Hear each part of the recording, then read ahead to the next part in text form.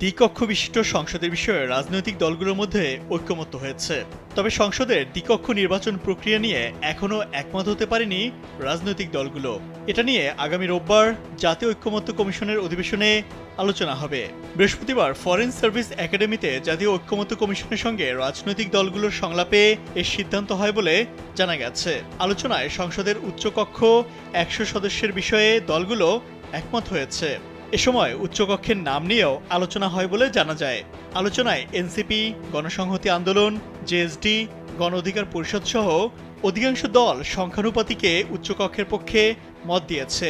জামাত উভয় কক্ষকে সংখ্যানুপাতিক করার পক্ষে, আর বিএনপি ও জাতীয়তাবাদী সমমনা জোট 12 দলীয় জোট এনডিএম নিম্নকক্ষের আসন অনুপাতে উচ্চকক্ষের আসনে নির্বাচনের পক্ষে।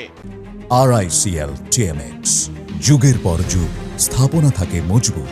এর আগে গেল মঙ্গলবার জাতীয় ঐকমত্য কমিশনের সহসভাপতি আলী রিয়াজ বলেন, দ্বিকক্ষ বিশিষ্ট পার্লামেন্টের বিষয়ে অধিকাংশ রাজনৈতিক দল একমত হয়েছে, কিন্তু এটাও বলবো নীতিগতভাবে কিছু দল আপত্তিও জানিয়েছে।